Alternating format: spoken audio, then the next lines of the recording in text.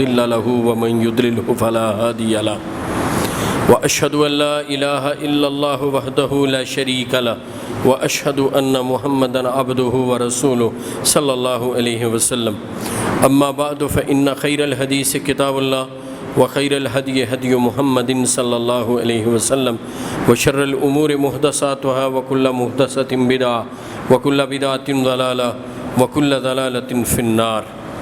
قال الله تبارك وتعالى اعوذ بالله السميع العليم من الشيطان الرجيم يا قوم انما هذه الحياة الدنيا متاع وان الآخرة هي دار القرار. وقال الله تعالى في مقام آخر قل متاع الدنيا قليل والآخرة خير لمن اتقى ولا تظلمون فتیلا. اللهم صل على محمد وعلى آل محمد كما صليت على إبراهيم وعلى آل إبراهيم إنك حميد مجيد. اللهم بارك على محمد وعلى آل محمد كما باركت على إبراهيم وعلى آل إبراهيم إنك حميد مجيد. رب اشرح لي صدري ويسر لي أمري واحلل عقدة من لساني يفقهوا قولي. اللهم إني أسألك علما نافعا ورزقا طيبا وعملا متقبلا. اللهم انفعني بما علمتني وعلمني ما ينفعني وزدني علما. ہر قسم کی حمد و ثنا اور کبریائی اللہ تبارک و تعالیٰ کی پاک ذات کے لیے ہے. بے شمار درود و سلام محمد الرسول اللہ صلی اللہ علیہ وسلم پر کہ جن کی پیروی میں ہی ہماری دنیا کی اور آخرت کی کامیابی ہے.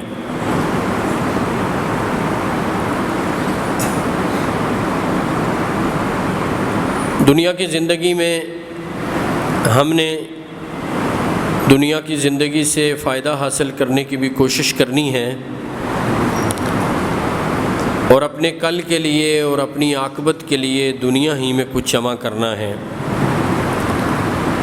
ایک ہی بار زندگی ملی ہے، ایک ہی بار مہلت ملی ہے. یہی مہلت ہے جو تھوڑی سی ہے، قلیل ہے، ختم ہونے والی ہے.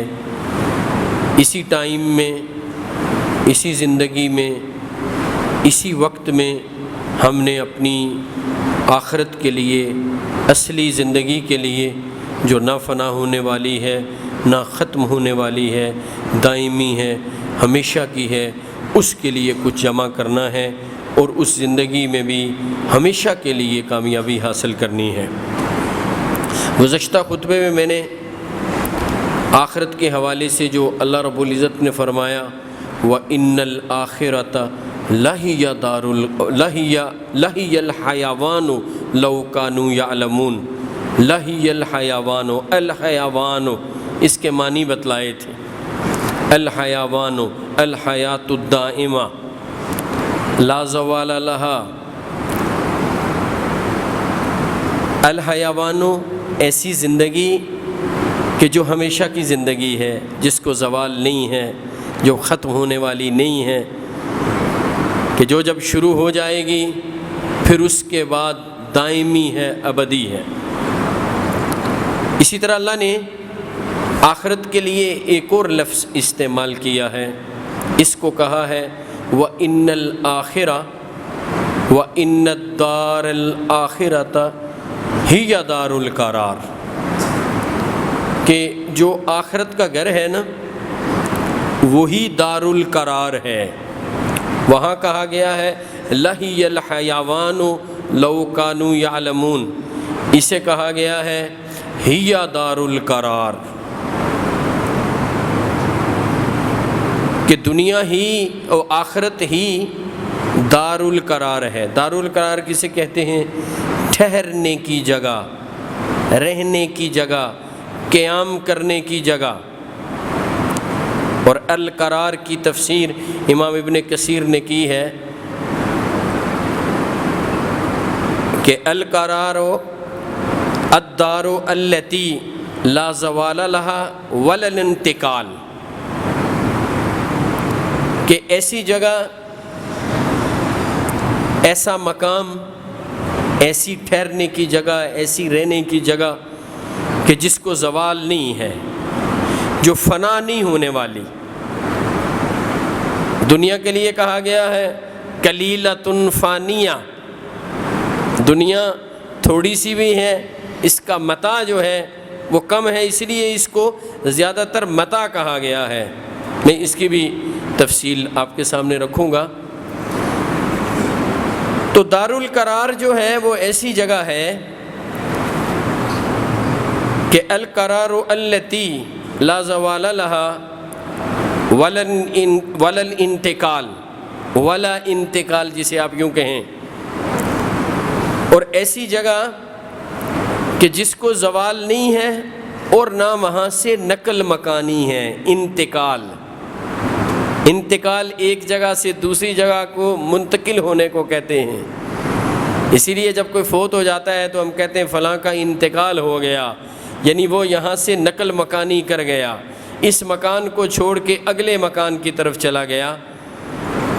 تو دارالقرار ایسی ٹھہرنے کی جگہ ہے، ویسے تو دنیا میں بھی ہم ٹھہرے ہوئے ہیں نا، لیکن یہ ٹھہرنے کی جگہ نہیں ہے۔ یہ ٹھہرنے کی مدت اتنی کم ہے کہ اسے دارالقرار قرار نہیں دیا گیا، کیونکہ مدت بہت کم ہے۔ جب اس کا آخرت کے ساتھ تقابل کرتے ہیں تو یہ شاید 1-2 منٹ کی زندگی بنتی ہوگی، واللہ تعالی عالم بالصواب۔ تو جو 1-8 منٹ کے لیے جہاں آدمی ٹھہرے، 1 منٹ یا 2 منٹ کے لیے، تو اسے ٹھہرنے کی جگہ کیسے کہیں گے؟ اس کے لیے یہ لفظ ہی مناسب نہیں ہے کہ یہ ٹھہرنے کی جگہ ہے۔ سو آخرت کی زندگی کو ہی یا دارالقرار، یہی ٹھہرنے کی زندگی ہے۔ ہی یا دارالقرار کے ایک معنی یہ بھی نکلتے ہیں کہ دنیا بالکل ٹھہرنے کی زندگی نہیں ہے۔ اختصاص کے معنی یہاں بھی پائے جاتے ہیں، ہی یا دارالقرار۔ اور اس سے پہلے دنیا کی زندگی کے لیے بھی کلمہ حسر سے بات کی گئی ہے، انما ھذہ الحیات الدنیا متاع۔ حقیقت یہ ہے کہ دنیا کی زندگی صرف ایک متاع ہے، ایک ایسی شے ہے جس سے تھوڑا سا فائدہ اٹھایا جائے۔ متاع کسے کہتے ہیں؟ ساز و سامان کو۔ اور میں اس متاع کی تفسیر میں قرآن مجید کی اس دفعہ بہت سی آیتیں میں نے دیکھی ہیں، جہاں جہاں یہ لفظ استعمال ہوا ہے نا متاع کا، وہ تقریباً ساری میں نے دیکھی ہیں تفاسیر میں۔ ہر جگہ وہ فانیہ، قلیلہ، یہ الفاظ استعمال کیے امام ابن کثیر نے۔ فانی ہے، قلیل ہے، تھوڑا ہے، ختم ہونے والا ہے، یعنی جہاں متاع کی بات آ گئی نا، کل متاع الدنیا قلیل۔ سورہ نحل میں بھی متاع الغرور کی تفسیر بھی میں نے دیکھی دونوں جگہوں پہ، ایک سورہ آل عمران میں اور ایک سورۃ الحدید میں، وَمَا الْحَيَاةُ الدُّنْيَا إِلَّا مَتَاعُ الْغُرُورِ۔ یعنی متاع کے حوالے سے میں نے جو دیکھی کہ یہ جو فائدے کی چیز ہے، ہر جگہ یہ لکھا گیا ہے فائدہ تھوڑا سا ہے، تھوڑی سی ہے، ختم ہونے والی ہے۔ ضرور فائدے کی شے ہے لیکن تھوڑی سی ہے، کہیں آدم کا بیٹا اس دھوکے میں مبتلا نہ ہو جائے کہ یہ تو بڑی فائدے کی چیز ہے اور یہ ایسا فائدہ ہے کہ شاید ہمیشہ رہے گا۔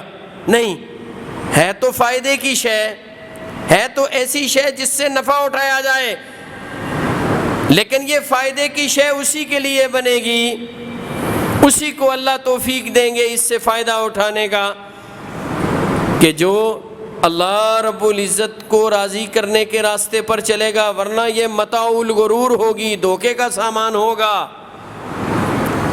یہ فائدے کی شے آدمی کو فائدہ دینے کے بجائے نقصان دے جائے گی، دھوکہ اسے ہی کہتے ہیں نا، فائدہ تو اسی کو دے گی نا۔ وَأَنِ اسْتَغْفِرُوا رَبَّكُمْ ثُمَّ تُوبُوا إِلَيْهِ يُمَتِّعْكُمْ مَتَاعًا حَسَنًا إِلَىٰ أَجَلٍ مُّسَمًّى، اسی کے لیے متاع حسن بنے گی جو اللہ رب العزت کے حضور توبہ کرنے والا اور استغفار کرنے والا ہے، جو اپنی غلطیوں پر ہر وقت اللہ سے معافی مانگنے والا ہے، جو اللہ کے حضور اپنے آپ کو پیش کرنے والا ہے، جو اللہ ہی سے ڈرنے والا ہے، یہ اس کے لیے متاع حسن بنے گی۔ متاع ضرور ہے، فائدے کی چیز ہے، لیکن فائدہ وہی حاصل کر سکے گا، اسی کے لیے یہ متاع حسن بنے گی جو آخرت کی فکر کرنے والا ہوگا۔ جو آخرت کی فکر کرنے والا نہیں ہوگا، جو اپنے کل کے لیے کچھ جمع کرنے والا نہیں ہوگا، اس کے لیے یہ تھوڑا سا فائدہ بھی متاع غرور بن جائے گا، دھوکے کا سامان بن جائے گا۔ سو میرے بھائیو، اس دنیا کا ساز و سامان، اس دنیا کی خوبصورت چیزیں، اس کی دلکشی، جیسے زُیِّنَ لِلنَّاسِ حُبُّ الشَّهَوَاتِ مِنَ النِّسَاءِ وَالْبَنِينَ وَالْقَنَاطِيرِ الْمُقَنطَرَةِ مِنَ الذَّهَبِ وَالْفِضَّةِ وَالْخَيْلِ الْمُسَوَّمَةِ وَالْأَنْعَامِ وَالْحَرْثِ، یہ دنیا کا متاع ہے۔ اللہ نے اس دنیا کو ان چیزوں سے مزین اور خوبصورت بنا دیا ہے، بڑی پرکشش ہے۔ یاد رکھیے اس کے دھوکے میں نہ پڑنا کہ جو اس سے دھوکہ کھا گیا، یہ اس کے لیے یہاں بھی وبال ہے اور اس کی وجہ سے ہمیشہ کی زندگی کے لیے بھی وبال ہے۔ اور جس نے اس کی اصلیت کو پہچانا، اس کی اصلیت کو پہچان کر جو اللہ نے اس سے فائدہ اٹھانے کا دائرہ کھینچ دیا ہے، لکیر کھینچ دی ہے، اس کے اندر رہ کر، اس دائرے کے اندر رہ کر، اس لکیر اور ریڈ لائن سے پیچھے رہ کے اس سے فائدہ اٹھانے کی کوشش کی، اللہ اس کو اس کے لیے متاع حسن بنا دیتے ہیں۔ اور اس قلیل سی مدت میں کی گئی آخرت کی فکر کو اللہ اس کی ہمیشہ کی زندگی کے لیے اور اس کے مستقبل کو اللہ تابناک بنا دیتے ہیں۔ میں نے گزشتہ 2 خطبوں میں یہی تو بات کی ہے، اپنے کل کے لیے کچھ جمع کر لو۔ اور یاد رکھو میرے بھائیوں، دنیا کی زندگی تو آزمائش ہے نا، یہ زندگی نہیں ہے اصل میں زندگی تو آخرت کی ہے۔ اصل زندگی کو اللہ ہی الحیوانو ہی دار القرار، یہ تو آخرت کی زندگی ہے، رہنے کی جگہ، انسان کا ٹھکانہ۔ یہاں تو آدمی وہ ان کی طرح ہے نا جو خانہ بدو جپسیز ہوتے ہیں، وہ جو ایک جگہ سے دوسری جگہ منتقل ہوتے رہتے ہیں، ادھر کچھ وقت ٹینٹ لگائے بیٹھے رہے، پہاڑوں پہ چلے گئے، وہاں سے نکل کے ادھر آئے۔ وہ آپ دیکھیں نا وہ جو جانوروں والے ہوتے ہیں، ہر جگہ پھرتے ہیں، جپسیز کہتے ہیں انہیں، خانہ بدوش، ان کا کوئی ٹھکانہ نہیں ہوتا۔ دنیا کی زندگی کی تو یہ مثال ہے، یوں آدمی چل پھر رہا ہے، ٹھکانہ تو اصل آخرت کا ہے، گھر تو وہ ہے، رہنے کی جگہ وہ ہے، اس لیے کہ وہاں آدمی ایک وقت کے لیے رہے گا، ایک لمبے وقت کے لیے جو نہ ختم ہونے والا ہے۔ اور اس کے مقابلے میں یہاں کی زندگی تو ایسے لگتی ہے جیسے چند منٹ کی زندگی، جیسے چند منٹ دنیا میں رہا ہے۔ اور ویسے بھی دنیا میں 70 سال گزارنے والے سے یا 80 سال گزارنے والے سے اس کی موت کے وقت پوچھئے کہ بابا جی آپ کی عمر 80 سال ہے، کوئی پتہ چلا ہے؟ وہ کہتا ہے کوئی پتہ نہیں چلا، 80 سال گزر گئے پتہ ہی نہیں چلا، 80 سال گزر گئے پتہ ہی نہیں چلا۔ سو میرے بھائیوں، یہ دنیا کا فائدہ، اس کا ساز و سامان، اس کی کوئی حقیقت اور اصلیت نہیں ہے۔ یہ بھی متاع حسن اسی کے لیے بنے گا جو اپنی آخرت کی فکر کرنے والا ہوگا، اور جو آخرت کی فکر سے دور ہوگا اس کے لیے جو اصل زندگی ہے وہ عذاب بن جائے گی۔ اور دنیا کی زندگی کے متعلق تو صحیح بخاری میں ایک حدیث بھی ہے کہ رسول اللہ صلی اللہ علیہ وسلم نے ایک خط کھینچا، آپ نے ایک مربع شکل کا خط کھینچا، یوں مربع شکل کیسے ہوتی ہے؟ یہ ایسے مربع شکل کا خط کھینچا، یہ صحیح بخاری میں حدیث ہے حضرت عبداللہ سے۔ پھر نبی علیہ السلام نے اس کے درمیان یوں لکیر لگائی، مربع کے درمیان یوں یہ لکیر لگائی، یہ جیسے میری کھڑی لکیر ایسے، جو اس کے کناروں سے باہر نکل رہی تھی۔ پھر نبی علیہ السلام نے اس کے درمیان میں یہ چھوٹے چھوٹے خط کھینچے، یوں۔ رسول اللہ صلی اللہ علیہ وسلم نے فرمایا یہ اندر انسان ہے، یعنی یہ جو باہر مربع شکل ہے نا، فرمایا یہ اندر انسان ہے اور اس کی موت نے اس کو گھیرا ہوا ہے، اجلہ محیط بہ او قد احاط بہ، اس کی موت نے اس کو گھیرا ہوا ہے۔ دنیا میں یہ اندر انسان ہے، باہر سے موت نے اس کو گھیرا ہوا ہے۔ اور یہ جو چھوٹے چھوٹے اچھا یہ جو لمبی لکیر ہے یہ کیا ہے؟ یہ لمبی لکیر عملہ، اس کی خواہشات ہیں. خواہشات تو بڑی لمبی ہوتی ہیں نا، اور جو تباہ ہوں گے طول العمل کی وجہ سے ہوں گے. وہ حدیث میں آتا ہے طول العمل، لمبی امیدیں باندھنی، لمبے منصوبے، لمبے پروگرامات. یہ میں حاصل کر لوں، یہ حاصل کر لوں، یہ حاصل کر لوں، یہ حاصل کر لوں، یہ حاصل کر لوں، یہ مل جائے، یہ مل جائے، یہ پروگرام ہے، یہ پروگرام ہے، یہ پروگرام ہے، یہ پروگرام ہے. اور ایک سیکنڈ کا بھی پتہ نہیں اگلا سانس آنا ہے یا نہیں، کوئی پتہ نہیں. پروگرام بڑا لمبا. فرمایا یہ جو لمبی لکیر ہے یہ آدم کے بیٹے کی امید ہے.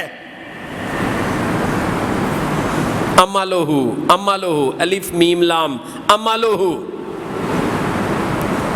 اور فرمایا یہ جو چھوٹی چھوٹی لکیریں ہیں نا، یہ اس کی مشکلات.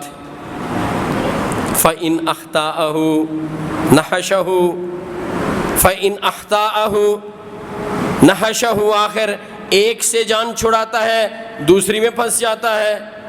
ایک سے اگر بچ کے نکل گیا نا، نَشَهُ فی آخر دوسری میں پھنس گیا، دوسری سے نکلا تو تیسری میں پھنس گیا. یعنی دنیا کی زندگی میں کبھی ایک مشکل، کبھی دو مشکلیں، دوسری مشکل. کبھی صحت نہیں ہے تو کبھی مال نہیں ہے، کبھی مال بھی آ گیا، صحت بھی آ گئی، کوئی اور پریشانی آ گئی، بے سکونی کی کیفیت ہے. یعنی ادھر مشکل سے نکلا ادھر پھنس گیا، ادھر سے نکلا ادھر پھنس گیا، ادھر سے، بس یوں ہی اس کی زندگی گزرتی ہے. امید بڑی لمبی ہے، مشکلات ہے. ایک سے نکلا دوسری میں پھنس گیا، دوسری سے نکلا تیسری میں پھنس گیا. ایک نے پکڑ لیا، اس سے جان چھڑائی، دوسری آ گئی.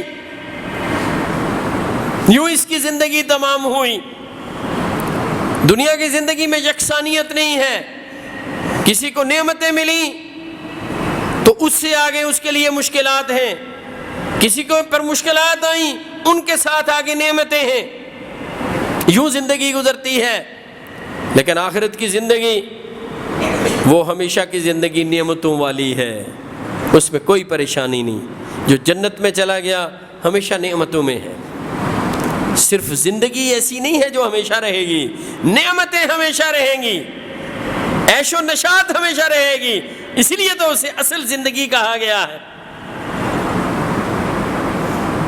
وہ جب جنتی جنت میں جائیں گے نا تو وہ اعلان کرنے والا اعلان کرے گا کہ اب تم جنت میں آ گئے ہو تو کیا ہے، وَأَنَّ لَكُمْ أَن تَصِحُّوا فَلَا تَسْقَمُوا أَبَدًا. اب تم ہمیشہ جنت میں صحت مند رہو گے، کبھی کوئی بیماری نہیں آئے گی. وَأَنَّ لَكُمْ أَن تَحْيُوا فَلَا تَمُوتُوا أَبَدًا. اب جنت میں آ گئے ہو نا، ہمیشہ زندہ رہو گے، کبھی موت نہیں آئے گی. اور کیا مزے کی زندگی ہے، کہ نعمتوں بھری زندگی ہے. جنتی جنت میں قدم رکھتا ہے، اس کو یہ خوشخبری سنائی جاتی ہے کہ اب اس جگہ آ گئے ہو، یہ اصل ٹھہرنے کی جگہ ہے، یہ دار القرار ہے. اب یہاں آ گئے ہو تو تمہارے لیے خوشخبری ہے کہ تم ہمیشہ زندہ رہو گے، کبھی موت نہیں آئے گی. اور تمہیں اللہ ہمیشہ کے لیے صحت دیں گے، کبھی کوئی بیماری نہیں آئے گی. دنیا میں کیا پریشانی ہوتی ہے کہ آدمی کے پاس سارے اسباب موجود ہیں، مال موجود ہے، ہر ایک شے لے کے کھا سکتا ہے، لیکن معدے کے اندر تکلیف ہے، بیماری ہے، کچھ بھی نہیں کھا سکتا. یہ چیز بھی منع ہے، یہ بھی آپ کو شوگر ہے جی، آپ میٹھی چیزیں نہیں کھا سکتے. اب میٹھی چیزیں ہی ایسی ہیں جن میں طاقت ہے، طاقتور چیزیں تقریباً ساری میٹھی ہوتی ہیں. اسی لیے تو شوگر کو کہتے ہیں کہ دیمک کی طرح ہے، اللہ سب کو بچائے، اندر سے آدمی کو کھوکھلا کر دیتی ہے، وہ کوئی طاقتور چیز لے ہی نہیں سکتا. یہ نہیں آپ کھا سکتے، یہ نہیں کھا سکتے، یہ نہیں کھا سکتے. اب صحت نہیں ہے، کیسے انجوائے کریں اپنے مال کو، نعمتوں کو. وہ اعلان کرنے والا اعلان کرتا ہے وَأَنَّ لَكُمْ أَن تَشِبُّوا فَلَا تَحْرَمُوا أَبَدًا. اور اے جنت میں داخل ہونے والے جوان ہو کے آدمی جنت میں داخل ہوگا نا، بوڑھا نہیں ہوگا، سب بوڑھے جوان ہو جائیں گے. سب کہولت کی عمر والے بھی جوان ہو جائیں گے. اب تم پر شباب ہے، جوانی ہے، تمہیں کبھی بڑھاپا نہیں آئے گا. کیا ہی بات، کیا ہی خوبصورت وہ اعلان کرنے والا اعلان کرے گا اور آدمی کے کانوں سے وہ خوبصورت جملے ٹکرائیں گے. سو میرے بھائیو، یاد رکھیے کہ اصل زندگی وہی ہے، اس کے لیے کچھ جمع کیجئے، وہی کل ہے. اچھا وہ کتنی دور ہے؟ او جی بڑی دور ہے نا جی، ابھی تو میں جوان ہوں، صحت مند ہوں. تو وہ زندگی آئے گی تو دیکھا جائے گا نا بھائی، وہ بہت قریب ہے. کتنی قریب ہے؟ حدیث سنا کے بات ختم کرتا ہوں. آخرت کی زندگی دار القرار الحیوان کتنی قریب ہے؟ اتنی آپ کے جوتے کے تسمے سے زیادہ قریب. اگر آپ نے بوٹ پہنا ہونا تو جتنی دور تسمہ ہے نا، تسمہ زیادہ دور ہے. آخرت کی زندگی اس سے بھی قریب ہے. رسول اللہ صلی اللہ علیہ وسلم نے فرمایا، مسند احمد میں صحیح حدیث ہے. اللہ اکبر. حضرت عبداللہ غالباً اس حدیث کو بیان کرتے ہیں.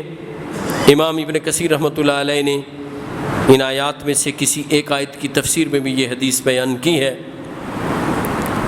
کہ نبی علیہ السلام نے فرمایا کہ الجنت اقرب الی احدکم من شراک نعلہ والنار مثل ذلک او کما قال صلی اللہ علیہ وسلم.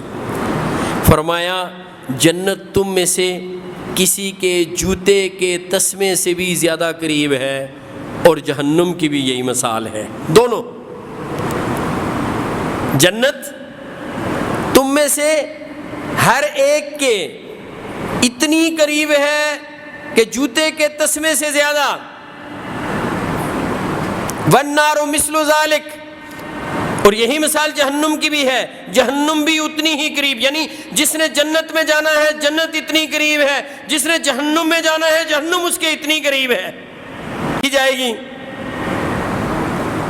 ابھی وہ وقت آئے گا تو دیکھا جائے گا. نہیں بھائی، یہ رمضان کے بعد مسجد سے بھاگنے والے، نمازوں کو چھوڑنے والے، عبادت کو چھوڑنے والے کیا سمجھتے ہیں کہ جنت بہت دور ہے ان سے، آخرت ان سے بہت دور ہے، جہنم ان سے بہت دور ہے. اور پھر موقع مل جائے گا، اگلے رمضان تک زندہ رہیں گے، پھر آ جائیں گے، معافی مانگ لیں گے، معافی مل جائے گی. کائنات کے رب کی قسم، اگر ان کو موقع مل جائے پھر آ جائیں، پھر بھی معافی مل جائے گی. لیکن سوال یہ ہے کہ کیا موقع پھر ملے گا یا نہیں؟ یہ اصل ڈرا دینے والا سوال ہے. بات یہ نہیں ہے کہ اللہ پھر معافی نہیں دیں گے. کائنات کے رب کی قسم اللہ معافی دینے والے ہیں، اللہ سے بڑھ کر کوئی معاف کرنے والا نہیں ہے. جو جب اللہ کی طرف آئے اللہ اسے معاف کرنے والے ہیں. لیکن آدم کا بیٹا اپنے آپ کو یہ دھوکہ کیوں دے رہا ہے کہ مجھے موقع بھی مل جائے گا؟ کیا موقع کے متعلق کوئی حدیث بتا دو نا، یا قرآن سے کوئی آیت بتا دو کہ اللہ نے یہ بھی کہا ہو کہ اچھا میں تمہیں موقع ضرور دوں گا اگلے سال تک، تمہیں گارنٹی ہے کہ اگلے سال پھر رمضان میں تم زندہ ہوگے اور مسجد آؤ گے. دیکھیں نا، توبہ کے لیے تو ضمانت دی گئی ہے کہ جب تک زندہ ہو، جس وقت بھی سچی توبہ کرو گے تمہیں معافی ہے. اس بات کی ضمانت ہے کتاب و سنت میں. اس بات کی کوئی ضمانت نہیں ہے کہ تمہیں اگلا سانس ملے گا یا نہیں. بات سمجھے میری؟ آدم کا بیٹا اپنے آپ کو اس بات پر کیوں دھوکہ دے رہا ہے؟ شیطان اس کو دھوکے میں مبتلا کر دیتا ہے کہ تیرا رب تو بہت معاف کرنے والا ہے، تم آخری وقت میں مرنے سے قبل توبہ کر لینا. بھائی مرنے سے قبل کے وقت کے متعلق اللہ نے بتلا دیا ہے. کیا میرے پاس کوئی ضمانت موجود ہے؟ کسی بات کی کوئی گارنٹی ہے کہ میں بوڑھا ہو کے مروں گا، میں بیمار ہو کے مروں گا، مجھے یہ پتہ چل جائے گا اب مرنے والا ہوں اور اس سے پہلے معافی مانگ لوں گا؟ سو میرے بھائیوں، اپنے کل کے لیے کچھ جمع کر لیجئے. یہ رمضان المبارک میں اس حوالے سے بات چل رہی ہے کہ ہم اپنے کل کے لیے کچھ جمع کر لیں، اپنی عاقبت کے لیے کچھ بنا لیں. اور میرے بھائیوں، یہی زندگی ہے، اسی میں سب کچھ کرنا ہے. یہی مہلت کا وقت اللہ نے دیا ہے، آخرت کے حوالے سے بھی، دنیا کے حوالے سے بھی. سو میرے بھائیوں، پھونک پھونک کر قدم رکھیے. ایک ذمہ دار مسلمان کی حیثیت سے زندگی گزاریے. اور ایک ذمہ دار مسلمان کیسا ہوتا ہے، اللہ اور اس کے رسول صلی اللہ علیہ وسلم نے پوری رہنمائی کر دی ہے. ادھر ادھر نہ دیکھیے. مولوی صاحب یہ کہتے ہیں، فلاں یہ کہہ رہا ہے، دنیا میں یہ ہو رہا ہے، لوگ یہ کر رہے ہیں، اس بات کو چھوڑیے، اپنی فکر کیجئے میں نے اور آپ نے کیا کیا ہوا ہے، کیا جمع کیا ہوا ہے، کیا تیاری کر رہے ہیں، زندگی گزارنے کا کیا انداز ہے، اللہ کے حضور کیسے جواب دیں گے، اس کی فکر کیجئے، اپنی فکر کیجئے۔ آپ کی اپنی زندگی ہے، اپنا مستقبل ہے، ہر ایک کی اپنی زندگی اور اس کا اپنا مستقبل ہے، اور ہر ایک اللہ کے سامنے جواب دہ ہے۔ اللہ رب العالمین سے دعا ہے اللہ ہمیں اپنی عاقبت کی فکر عطا فرمائے، اللہ ہمیں اپنی عاقبت کے لیے کچھ جمع کرنے کی توفیق عطا فرمائے کہ میرے اللہ کی توفیق کے بغیر کچھ بھی ممکن نہیں ہے۔ اقول قولی ھذا واستغفر اللہ لی ولکم ولسائر المسلمین۔ سبحان ربک رب العزۃ عما یصفون وسلام علی المرسلین والحمد للہ رب العالمین۔